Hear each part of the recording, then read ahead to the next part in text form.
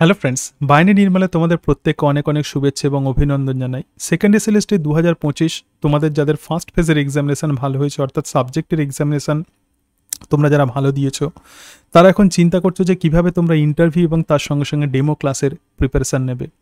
তো আগের দুটো ভিডিওতে আমি আলোচনা করেছি যে ইন্টারভিউয়ের কোন কোন টপিকসগুলো তোমাদেরকে পড়তে হবে এবং তার সঙ্গে সঙ্গে ইন্টারভিউয়ের মধ্য দিয়ে প্রকৃতপক্ষে একজন ক্যান্ডিডেটের কি দেখা হয়। দেখো, তুমি যখন ইন্টারভিউ দিতে যাচ্ছ অবশ্যই তোমার মধ্যে তোমার কোন কোয়ালিটিগুলো তারা দেখবেন, তো সেগুলো সম্পর্কে জেনে রাখাটা অত্যন্ত জরুরি। সুতরাং আগের ভিডিওতে জাস্ট আমি আলোচনা করেছি ইন্টারভিউয়ের মধ্য দিয়ে কি কি বিষয় দেখা হয়, এবং আজকে আমি একটা ডেমো ইন্টারভিউ দিয়ে তোমাদের সঙ্গে আলোচনা করব যে ইন্টারভিউয়ের আনসার প্রকৃতপক্ষে কিভাবে দিতে হয়। দেখো, এই প্রসঙ্গে বলি যে প্রকৃতপক্ষে আমার কিন্তু কোনো রকম ইন্টারভিউ নেওয়ার অভিজ্ঞতা নেই। আমি যেটা সেটা আমি তোমাদেরকে বলছি, ঠিক আছে? আমার কিন্তু ইন্টারভিউ নেওয়ার কোনো অভিজ্ঞতা নেই। হয়তো স্কুলে বা আমার ইনস্টিটিউশনে আমি হয়তো স্টুডেন্টসদের বিভিন্ন ওরাল এক্সামিনেশান নিয়েছি বা তাদের ভাইভা আমি এক্সামিনেশান নিয়েছি, কিন্তু ঘটনা হচ্ছে সোকল্ড চাকরির যেরকম ইন্টারভিউ যেমন বলে, তো সেটা নেয়ার আমার কিন্তু কোনো রকম অভিজ্ঞতা নেই। কিন্তু ঘটনা হচ্ছে ইন্টারভিউ দেওয়ার আমার অভিজ্ঞতা আছে। আমি 3বার এসএসসির আমি ইন্টারভিউ দিয়েছি, এবং তার মধ্যে আমি প্রথমবারের ইন্টারভিউ আমার ভালো হয়নি, এটা আমি আগে অনেকবার আমি তোমাদেরকে বলেছি, কিন্তু লাস্ট দুবারের আমার ইন্টারভিউ খুব ভালো হয়েছিল। ইভেন লাস্ট 2016 সালেও আমার ইন্টারভিউ ভালো হয়েছিল। যে ইন্টারভিউ দেওয়ার আমার অভিজ্ঞতা থেকেই আমি ডেমো ইন্টারভিউ দিয়ে আমি তোমাদেরকে দেখানোর চেষ্টা করবো যে কীভাবে প্রকৃতপক্ষে ইন্টারভিউয়ের আনসার দিতে হয়। হয়তোবা এই ভিডিও করতে গিয়ে আমার হয়তো কোনো বডি ল্যাঙ্গুয়েজ হয়তো কোনো কিছু হেরফের হতে পারে, সেটা তোমরা বলবে কমেন্ট বক্সে, অবশ্যই তোমরা কমেন্ট করবে। এবং তার সঙ্গে সঙ্গে যদি কোনো ভুল হয় বা আমার যদি কোনো রকম ল্যাকুনা থাকে, তোমরা কিন্তু অবশ্যই কমেন্ট বক্সে কমেন্ট করবে। আমি এই ধরনের সমালোচনা নিশ্চয়ই আমি ভালোভাবে গ্রহণ করবে, এবং তার সঙ্গে সঙ্গে আবার পরবর্তী ভিডিওতে যখন আরও এরকম বেশ কয়েকটা ডেমো আমি ইন্টারভিউ দেব, তখন অবশ্যই সেই বিষয়গুলো আমি চেক করব, ঠিক আছে? তো সেই হিসাবে বলছি যে তোমরা অবশ্যই কিন্তু সাজেশান দেবে। আমার যেটুকু ক্ষমতা, আমি যেটুকু জানি, আমি যেটুকু নলেজ আছে, তো সেই নলেজ ক্ষমতা সাহায্যেই আমি প্রধানত এই ডেমো ইন্টারভিউ দেওয়ার চেষ্টা করছি। আশা করি তোমাদের অনেকটাই হেল্পফুল হবে। প্রথমে যখন ইন্টারভিউ রুমেতে তোমরা যখন ঢুকতে যাবে, তখন অবশ্যই পারমিশন নিয়ে সেখানে ঢুকবে। অনেক সময় আমি দেখছিলাম যে অনেক ক্ষেত্রে এরকম বলা হয় যে যেহেতু তোমাকে যেহেতু ডাকছে, তো সেই হেতু তোমার আর পারমিশন নেওয়ার দরকার নেই। কিন্তু যে কোনো ক্ষেত্রে আমরা জানি যে এটা একটা জেনারেল কার্ডসে যে কোনো ঘরেতে ঢুকতে গেলে অবশ্যই পারমিশন নিতে হয়। তো সেই হিসাবে অবশ্যই তোমরা পারমিশন নেবে যে স্যার আসতে পারি, অথবা স্যার আসবো, এরকম একটা পারমিশন নেবে। নেওয়ার পরে তারা নিশ্চয়ই বলবেন যে হ্যাঁ আসুন। তখন তুমি ঢুকে যাবে ইন্টারভিউ রুমেতে, তুমি ঢুকে গেলে এবং ঢুকে দেখবে যে বেশ কয়েকজন ইন্টারভিউ তোমাদেরকে নেওয়ার জন্য বসে আছেন, ওয়েট করে আছেন তোমার জন্য। ফাইল নিয়ে এইভাবে নমস্কার করবে যে স্যার নমস্কার নমস্কার বলবে, নমস্কার নমস্কার বলবে। বলার পরেই এটা যখনই করবে, তখনই দেখবে যে তারা তোমাকে বসতে বলছেন। তখন তুমি নির্ধারিত চেয়ারে বসবে এবং বসে বলবে যে ধন্যবাদ স্যার, ঠিক আছে? এবার ইন্টারভিউ সেশন এবার শুরু হবে, ঠিক আছে? চলো এবার শুরু করছি ইন্টারভিউ সেশন। আপনার সম্বন্ধে কিছু বলুন, অর্থাৎ আপনি কে, আপনি কোথা থেকে এসেছেন। দেখুন, আমরা তো আর আপনাকে চিনি না, সুতরাং একটু আপনার সম্পর্কে একটু পরিচিতি দেন আমাদেরকে। নমস্কার স্যার, আমার নাম নির্মল ঘোষ, আমি আসছি হুগলি জেলার উত্তরপাড়া থেকে। আমি এমএসসি, বিএসসি এবং বিএড এই তিনটেই কিন্তু ক্যালকাটা ইউনিভার্সিটি থেকে করেছি, এবং এমএসসি করেছি জুলজিতে বালিগঞ্জ সায়েন্স কলেজ থেকে, আর বিএসসি করেছি মানে অনার্স করেছি আমি জুলজিতে রাজা পিয়ারি মোহন কলেজ থেকে, এবং বিএড করেছি ক্যালকাটা ইউনিভার্সিটি থেকে। এর সাথে সাথে বিগত প্রায় 5 বছর আমি একটি স্কুলে অ্যাসিস্ট্যান্ট টিচার হিসেবে কাজ করছি। পড়াতে তো আমার খুবই ভালো লাগে, এর সাথে সাথে বাইরের বই পড়তে আমার ভালো লাগে, বিভিন্ন সাহিত্যের বই পড়তে আমার ভালো লাগে। সাথে সাথে একটি সায়েন্স ক্লাবের সঙ্গে আমি জড়িত, এবং সেই সায়েন্স ক্লাব থেকে বিভিন্ন রকমের কাজ করা হয়, বিভিন্ন স্টুডেন্টসদের বিজ্ঞানে উৎসাহ দেওয়া হয় এবং তাদেরকে নিয়ে মডেল তৈরি করা, সেই মডেলের ডেমনস্ট্রেশন দেওয়া, তো সেগুলোও আমি করি। তো সামগ্রিকভাবে এই বিষয়গুলো আমি এনজয় করার চেষ্টা করি। আচ্ছা, খুব ভালো লাগলো। তো এটা জেনে ভালো লাগলো যে আপনি বিভিন্ন ধরনের বই পড়েন, পড়াশোনার বাইরে আপনি বিভিন্ন ধরনের বই পড়েন। তো এটা জেনে আমাদের খুব ভালো লাগলো, কারণ একজন টিচার হতে গেলে তো অবভিয়াসলি শুধুমাত্র সাবজেক্টের নলেজ থাকলে হবে না, প্লাস অন্যান্য বইও পড়তে হবে। এক্ষেত্রে আমাদের যেটা প্রশ্ন, তো আপনি কোন ধরনের বই পড়েন? বিভিন্ন রকমের বই আছে। তো তো প্রশ্ন হচ্ছে যে আপনি কোন ধরনের বই পড়তে ভালোবাসেন বা কোন ধরনের বই প্রেফার করেন? সাবজেক্ট ছাড়া আপনি কোন ধরনের বই প্রেফার করেন? হ্যাঁ স্যার, ছোট থেকেই আমি বিভিন্ন রকমের বই পড়তে ভালোবাসি এবং ছোটবেলাতেই দেখতাম যে বাড়িতে শুকতারা, আনন্দমেলা, কিশোর ভারতী এই সমস্ত বইগুলো আসতো এবং তখন থেকে আমি কমিক্সের প্রতি, মানে ছোটবেলায় আমার যেটা ভালো লাগতো কমিক্সের বই, কমিক্স পড়তে আমার ভালো লাগতো। যেমন নারায়ণ দেবনাথের হাঁদামোদা, বাঁটুল দি গ্রেট, বাহাদুর বেড়াল, এগুলো পড়তে খুব ভালো লাগতো। এর সাথে সাথে অরণ্যদেব, জাদুকর ম্যান্ড্রেক, এগুলো সব পড়তাম। টিনটিনের বই এখনও পড়ি। ছোটবেলায় যে পড়তাম সেটা সেই হ্যাবিট যে চলে গেছে সেরকম কিন্তু নয়, এখনও সেগুলো পড়ি এবং পড়তে ভালো লাগে। যখন কোনো মেন্টাল প্রেসার হয় তখন আমি কমিক্সের বইগুলোই পড়ি এবং তার ফলে একটা অদ্ভুত ধরনের আমার রিফ্রেশন হয়। তবে রবীন্দ্র সাহিত্য বা বঙ্কিম সাহিত্য বা শরৎ সাহিত্য, তো এগুলো পড়েছি কিন্তু সেগুলোকে খুব বেশি অ্যানালাইসিস করার আমার সুযোগ হয়নি।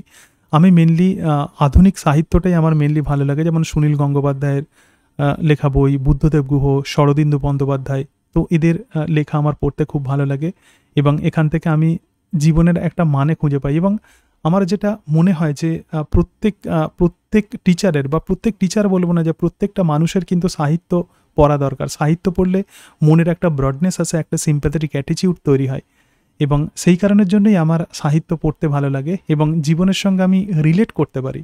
যখন সাহিত্য পড়ি, লিটারেচার যখন পড়ি, তখন জীবনের সঙ্গে সেটাকে রিলেট করতে পারি। এর সাথে সাথে যখন স্টুডেন্টসদেরকে যখন আমি ডিল করি, তখন এই সাহিত্য পড়াটাও আমার কাজে লাগে এবং সেই জন্যই এই হ্যাবিটটা এখনও আমি রেখে দিয়েছি। অনেক ক্যান্ডিডেটই কিন্তু এসএসসি এক্সামিনেশান ক্র্যাক করতে চাইছে। তো আপনি কেন মনে করেন যে আপনাকে আমরা সুযোগ দেব? আপনার কি মনে হয় আপনার মধ্যে কি এমন কোয়ালিটি আছে যে আপনাকে আমরা সুযোগ দেব? হ্যাঁ স্যার, অবশ্যই আমি মনে করি যে আপনারা আমাকে সুযোগ দেবেন। এর কারণটা হচ্ছে এটা যে একজন টিচার হওয়ার জন্য যা গুণ থাকা দরকার, আমার মনে হয় আমার মধ্যে সেই সমস্ত গুণ আছে। প্রথম কথা, আমার যে বিষয়, আমার যে সাবজেক্ট, জুলজি, ফিজিওলজি, বোটানি, এই 3টে সাবজেক্টকেই কিন্তু আমি ভালোভাবে আয়ত্ত করতে পেরেছি। এর সঙ্গে সঙ্গে আমি যা পড়েছি, আমি মনে করি যে আমার ছাত্রছাত্রীদের আমি সহজ সরলভাবে বোঝাতে পারবো এবং তার সঙ্গে সঙ্গে তাদের আমি ইন্সপিরেশন দিতে পারবো, তাদের মধ্যে আগ্রহ সৃষ্টি করতে পারবো এবং তাদের মধ্যে যে কোয়ারিজ আছে সেই সমস্ত কোয়ারিজগুলো জেনে তারা যা হতে চায় তাদেরকে সেই অভীষ্ট লক্ষ্যে পৌঁছে দেওয়ার আমি চেষ্টা করব। একটা বিষয় আমার সবসময় মনে হয় এবং এটা আমি সবসময় বিশ্বাস করি যে ঋষি অরবিন্দ সেই কথাটা, ঋষি অরবিন্দ বলেছেন যে বাইরে থেকে কোনো কিছু চাপিয়ে দেওয়া নয়, ভিতর থেকে অনুপ্রাণিত করতে হবে। তো স্টুডেন্টসদেরকে আমি সেই ভিতর থেকে অনুপ্রাণিত করারই চেষ্টা করব এবং তার সঙ্গে সঙ্গে এটাও তাদেরকে বোঝাতে চেষ্টা করব যে বই এবং প্রকৃতির পাতাতেই কিন্তু প্রকৃত আনন্দ আছে, মোবাইলের স্ক্রিনে নয়। বই এবং প্রকৃতির পাতাতেই কিন্তু প্রকৃত আনন্দ আছে। এর সাথে সাথে আমি কোনো একটা জায়গাতে পড়েছিলাম যে ভালো শিক্ষক পড়িয়ে দেন, অবশ্যই তো আমি পড়িয়ে দেব, তার সঙ্গে সঙ্গে প্রতিভাবান শিক্ষক বুঝিয়ে দেন এবং মহান শিক্ষক অনুপ্রেরণা দেন। তো আমি চেষ্টা করব যে তাদেরকে ইন্সপিরেশান দেওয়ার এবং ইন্সপিরেশান দিয়ে তাদের ভিতরের যে অন্তর্নিহিত শক্তি আছে, তো সেই শক্তিটাকে স্কুইজ করে বের করে নিয়ে আসার আমার মনে হয় আমার ক্ষমতা আছে এবং সেই হিসাবে আমার মনে হয় অবভিয়াসলি আপনারা আমাকে সুযোগ দেবেন। যে একজন শিক্ষক মহাশয় যখন ক্লাসে পড়ান, তো সেই সময় বিভিন্ন রকমের সিচুয়েশান জেনারেলি অ্যারাইজ করে। হয়তো অনেক সময় এরকম হয় যে ক্লাসের সমস্ত ছাত্রছাত্রী হয়তো গণ্ডগোল করছে, এরকম হতে পারে। অথবা এরকম দেখা গেল যে অন্যান্যরা মনোযোগ দিয়ে শুনছে, হয়তো 2-1টা ছাত্র গণ্ডগোল করছে, মানে তারা হয়তো পড়ছে না বা পড়া শুনতে চাইছে না, অন্যকে তারা ডিস্টার্ব করছে। তো এই রকম সিচুয়েশানে আপনি তাদেরকে কিভাবে ট্রিট করবেন? আর আমিও পড়াতে গিয়ে এরকম প্রবলেম আমি ফেস করেছি বেশ কয়েকবার। হয়তো ক্লাসের সমস্ত স্টুডেন্ট মনোযোগ দিয়ে শুনছে, কিন্তু 2-1জন স্টুডেন্ট হয়তো ডিস্টার্ব করছে বলতে তারা হয়তো শুনতে চাইছে না বা অন্য সহপাঠীকে তারা শুনতে দিচ্ছে না। তো এরকম সিচুয়েশানে আমি কিন্তু পড়ানো, হয়তো আমি ফ্লোতে আমি পড়াবো, কিন্তু ঘটনা হচ্ছে ওই সময়টা কয়েক সেকেন্ড, 5 থেকে 6 সেকেন্ড জাস্ট তাদের দিকে তাকিয়ে থাকবো। তার ফলে পড়ানোর যখন ফ্লো চলতে চলতে হঠাৎ থেমে গেলে সমস্ত স্টুডেন্টসরা আমার প্রতি আকর্ষিত হবে এবং তারা ভাববে যে স্যার কেন পড়ানোটা বন্ধ রাখলেন, এবং তখন তারা কি করবে, তখন তারা আমার চোখের দিকে তারা তাকাবে। তো যখনই দেখবে যে স্যার কয়েকজনের দিকে দৃষ্টি নিবদ্ধ করে আছেন, সুতরাং তখন সেই ছাত্ররাও কিন্তু সচেতন হয়ে যাবে। আমার মনে হয় এটাই বেস্ট পন্থা। অবশ্যই তাদেরকে বাইরে বের করে দেব না বা তাদেরকে শাস্তি দেব না, এই রকমভাবে ক্লাসরুমকে ম্যানেজ করতে হবে। যখন 2-1টা ছাত্র যদি গন্ডগোল করে, এইভাবেই আমার মনে হয় ক্লাসরুম ম্যানেজ করতে হবে এবং সেটা সম্ভবও। যে অনেক সময় স্কুলেতে দেখবেন যে যেমন সাধারণ যেমন শিশুরা আছে, যেমন স্বাভাবিক যারা শিশুরা আছে, তার সঙ্গে সঙ্গে অনেক প্রতিবন্ধী শিশুও কিন্তু থাকে, ক্লাসে থাকে। হয়তো স্কুলেতে অ্যানুয়াল স্পোর্টস হচ্ছে এবং সেই অ্যানুয়াল স্পোর্টসে তো প্রতিবন্ধী যে শিশু আছে সে হয়তো খুব ভালোভাবে হাঁটতে পারে না, তাহলে সে তো খেলাধুলাতে অংশ নিতে পারছে না, অথচ সে আপনাকে রিকোয়েস্ট করলো যে সে খেলাধুলাতে অংশ নেবে। তো সেক্ষেত্রে আপনি তাকে কিভাবে স্পোর্টসে আপনি কিভাবে তাকে ইনভলভ করবেন, অর্থাৎ প্রতিবন্ধী শিশু খেলাধুলায় অংশ নিতে চাইলে আপনি কি করবেন। প্রতিবন্ধী শিশুরা যখন দেখে যে তার সহপাঠীরা খেলাধুলাতে অংশ নিয়েছে কিন্তু সে নিতে পারছে না, তখন তার মনের মধ্যে একটা কষ্ট হয় এবং অ্যাজ এ টিচার হিসেবে তখন আমাদেরও কষ্ট লাগে। কিন্তু তাকে এইভাবেই ইনভলভ করা যেতে পারে, তাকে হয়তো কোনো স্কোর লিখতে বলা হতে পারে।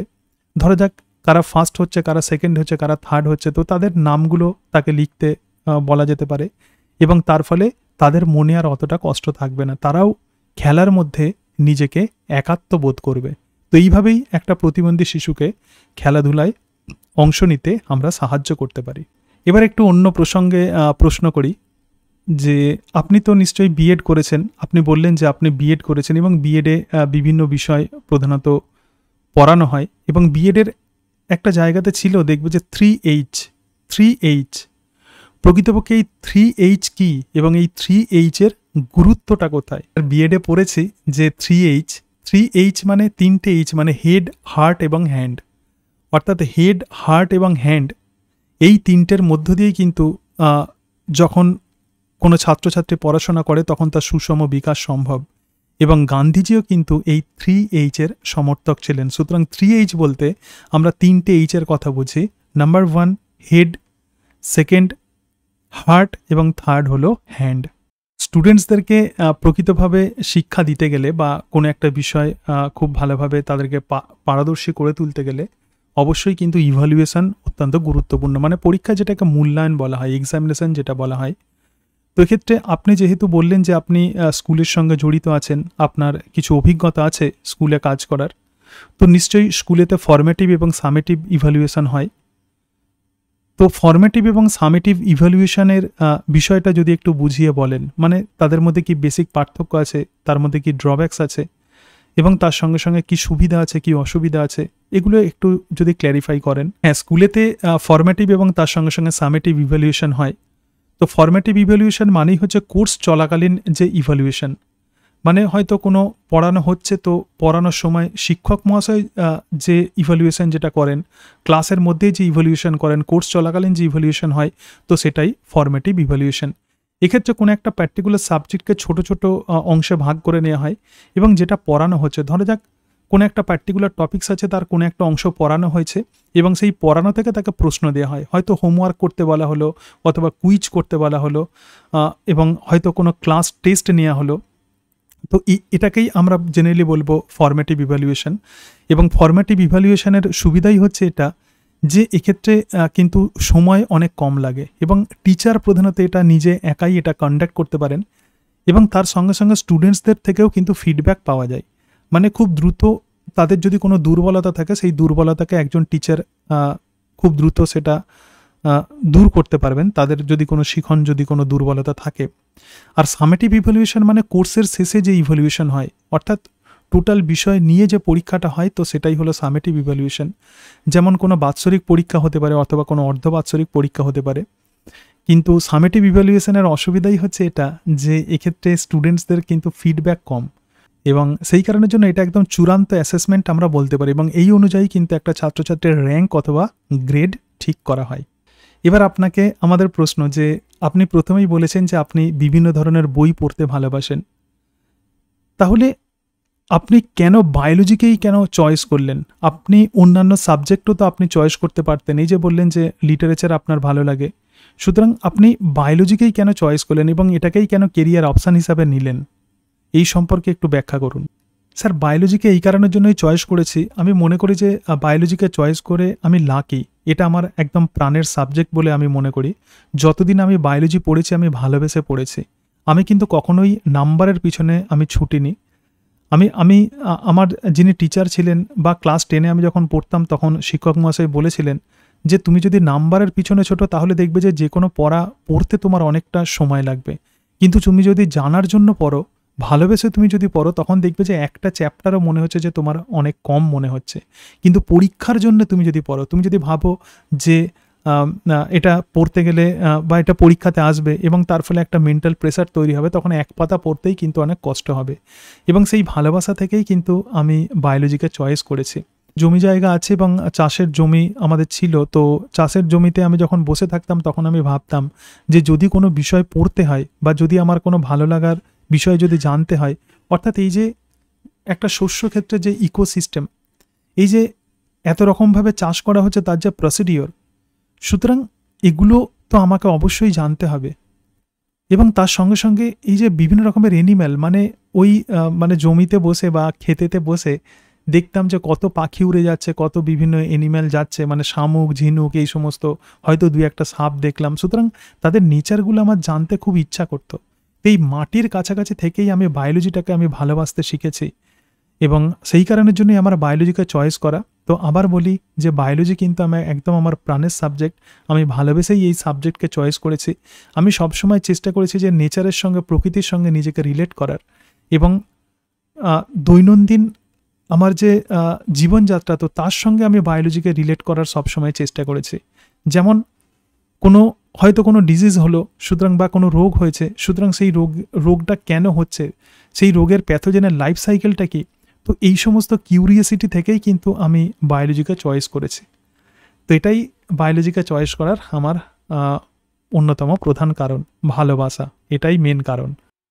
আচ্ছা, অনেক সময় তো এরকম হয় যে কোনো জুলজি স্টুডেন্টস হয়তো বোটানি পড়ছে না বা বোটানি ভালো লাগে না বা বোটানি স্টুডেন্টসের জুলজি ভালো লাগে না। তো আপনার কি মনে হয় যে কোন সাবজেক্ট বেটার, জুলজি বেটার নাকি বোটানি বেটার? আপনার কি মনে হয়, আপনার ওপিনিয়ন কি? স্যার, আমার আগে মনে হতো যে আমার যে সাবজেক্ট, আমার জুলজিটাই বেটার, কিন্তু বোটানি বেটার নয়। কিন্তু ঘটনা হচ্ছে যে যখন এই এসএসসি এক্সামিনেশনের জন্য যখন প্রিপারেশান নিচ্ছি, তখন প্রথম দিকে অনেকটা বাধ্য হয়ে আমাকে বোটানিটা পড়তে হলো। কিন্তু বোটানি যখন পড়ছি, বিভিন্ন প্ল্যান্টের ক্লাসিফিকেশান, প্ল্যান্ট প্যাথোলজি, তার সঙ্গে সঙ্গে প্ল্যান্ট টিস্যু সিস্টেম, এগুলো যখন পড়ছি তখন মনে হচ্ছে যে এখানেও তো খুব সুন্দর জায়গা আছে, ভালো লাগার জায়গা আছে, ভালোবাসার জায়গা আছে। এবং সেই কারণের জন্য আমি আগেই আমি বললাম যে বায়োলজিকে আমি ভালোবাসা থেকেই চয়েস করেছি। কিন্তু জুলজি এবং ফিজিওলজিটাই মেনলি পড়েছি, বোটানিটা অতটা পড়া হয়নি এর আগে। কিন্তু এসএসসি এক্সামিনেশনের প্রিপারেশান নিতে গিয়ে আমি বোটানিটাকেও স্ট্রেস দিলাম এবং যত পড়ছি, যত বোটানির বিভিন্ন অংশগুলো জানছি, তত আমার মধ্যে ইন্টারেস্ট তৈরি হচ্ছে। তো সেই কারণের জন্য প্রথম দিককার ভুল ধারণাটা আমার ভেঙে গেছে যখন বোটানিটা পড়ছি, তখন এই প্রথম দিকে যে আমার যে ভুল ধারণা ছিল যে বোটানি ডিফিকাল্ট বা বোটানি খুব একটা ভালো নয়, তো সেই ধারণাটা আমার কিন্তু ভেঙে গেছে। এবং সেই হিসাবে আমার মনে হয় যে এরকমভাবে কখনো বলাটা ঠিক নয়, কোনো সাবজেক্ট না পড়ে কখনোই এরকম বলাটা ঠিক নয় যে এই সাবজেক্টটা ভালো, ওই সাবজেক্টটা খারাপ। প্রত্যেকটা সাবজেক্টের মধ্যে সৌন্দর্য আছে, আমাদেরকে শুধুমাত্র সেটা খুঁজে নিতে হবে। হয়তো আমাদের জীবনে সময় কম, সেই জন্য সমস্ত বিষয় আমাদের পড়ার সুযোগ হয়ে ওঠে না। কিন্তু আমরা যদি প্রতিটা বিষয় পড়ি, সে বাংলা হোক, সে ইংরাজি হোক, ইতিহাস হোক, ভূগোল হোক, জুলজি হোক, বোটানি হোক, আমরা যদি পড়ার আমাদের যদি সুযোগ থাকে, তাহলে আমরা দেখব যে প্রত্যেকটা সাবজেক্টই ভালো, বা প্রত্যেকটা সাবজেক্টের ইম্প্যাক্ট আছে, প্রত্যেকটা সাবজেক্টের ইউটিলিটি আছে, প্রতিটা সাবজেক্টের গুরুত্ব আছে। এরকমভাবে কখনোই ক্যাটাগরাইজড করে দেওয়াটা ঠিক নয় যে জুলজি বেটার নাকি বোটানি বেটার। সুতরাং আমার মনে হয় যে সব কিছুই বেটার। পৃথিবীতে অ্যাকচুয়ালি শিক্ষাটাই বেটার, শিক্ষার উপরে আর কোনো কিছু হয় না। আপনাকে আমাদের লাস্ট প্রশ্ন, যে বায়োলজিতে অনেকে এরকম অভিযোগ করে যে বায়োলজিতে অনেক শক্ত শক্ত টার্ম আছে, বায়োলজিতে অনেক টার্ম বা অনেক শব্দ মনে রাখতে হয়, যেগুলো মনে রাখাটা খুব কষ্টকর। তো এক্ষেত্রে কোনো স্টুডেন্টস যদি এরকম আপনাকে যদি প্রশ্ন করে যে স্যার, বায়োলজির বিভিন্ন টার্মগুলো আমি মনে রাখতে পারছি না, তো সেক্ষেত্রে আপনি কি সাজেশান দেবেন? হ্যাঁ, অনেক স্টুডেন্টস বলে যে বায়োলজির টার্মগুলো তারা মনে রাখতে পারছে না, বেসিক্যালি এটা এই কারণের জন্য হয় কারণ তারা পড়ে না বা তারা বায়োলজিকে তারা ইগনোর করেছে, এবং এই কথাগুলো জেনারেলি সায়েন্সের স্টুডেন্টসরা ম্যাক্সিমাম ক্ষেত্রে এটা বলে। তারা হয়তো ফিজিক্স, কেমিস্ট্রি, ম্যাথামেটিক্স পড়ছে কিন্তু বায়োলজিকে তারা জোর দিচ্ছে না। তাদের মনের মধ্যে একটা ব্যাপার চলে আসছে যে বায়োলজির বিভিন্ন টার্ম আছে তো সেগুলো শক্ত, তো সেই কারণের জন্য তাদের এটা একটা ভ্রান্ত ধারণা, এবং সেই ভ্রান্ত ধারণা থেকেই তারা বায়োলজিকে মনে রাখতে চাইছে না।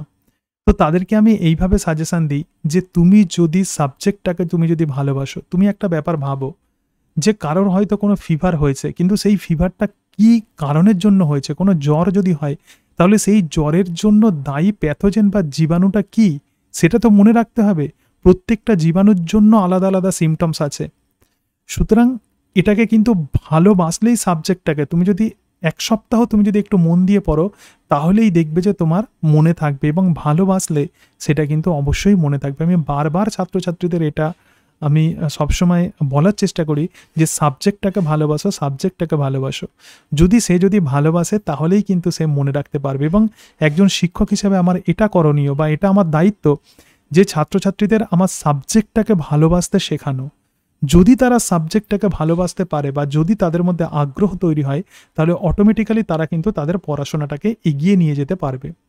এর সাথে সাথে পরীক্ষার জন্য তাদেরকে একটু টিপস দিই। যেমন কোনো বিষয় যদি পড়ার পরে আমি বলি যে একটুখানি তোমরা চোখ বুজে চিন্তা করো, এবং চোখ বুজে চিন্তা করলেই কিন্তু বিষয়টা বা যে কোনো বিষয় তাদের মনে থাকবে। এবং তার সাথে সাথে একদিন পরে বলি যে সেটাকে না দেখে লেখো, তোমার যতটুকু মনে আছে ততটুকু তুমি না দেখে লেখো। তাহলে দেখবে যে এরকম 2-1 বার তুমি যদি প্র্যাকটিস করো তাহলে দেখবে যে তুমি সমস্ত টার্মগুলো তুমি কিন্তু সহজেই মনে রাখতে পারবে। এর সাথে সাথে এটাও বোঝানোর চেষ্টা করি যে পড়াশোনাটা কিন্তু একটা সাধনা, এর জন্য লেগে থাকতে হয়, এর জন্য নিজেকে তৈরি করতে হয়, এবং এই তৈরি প্রথম দিকে হয়তো একটু কষ্ট হবে কিন্তু তারপরে যখন অভ্যাস হয়ে যাবে তখন সেটাই কিন্তু ভালো লাগবে, এবং যখনই এই ভালো লাগাটা তৈরি হয়ে যাবে তখন কিন্তু তারা আর কোনো রকম অভিযোগ করবে না। তাদেরকে এই সাজেশানটাই দিই যে বায়োলজির টার্মগুলো মনে রাখার জন্য প্রথমত তাদেরকে সাবজেক্টটাকে ভালোবাসতে হবে, এবং তার সঙ্গে সঙ্গে তারা যে বিষয় পড়লো তো সেটাকে চিন্তা করতে হবে এবং 2-1 দিন পরে সেটাকে লিখতে হবে। প্রধানত এই রকম কয়েকটা স্টেপস তারা যদি ফলো করে তাহলে সহজেই বায়োলজির টার্মগুলো তারা মনে রাখতে পারবে।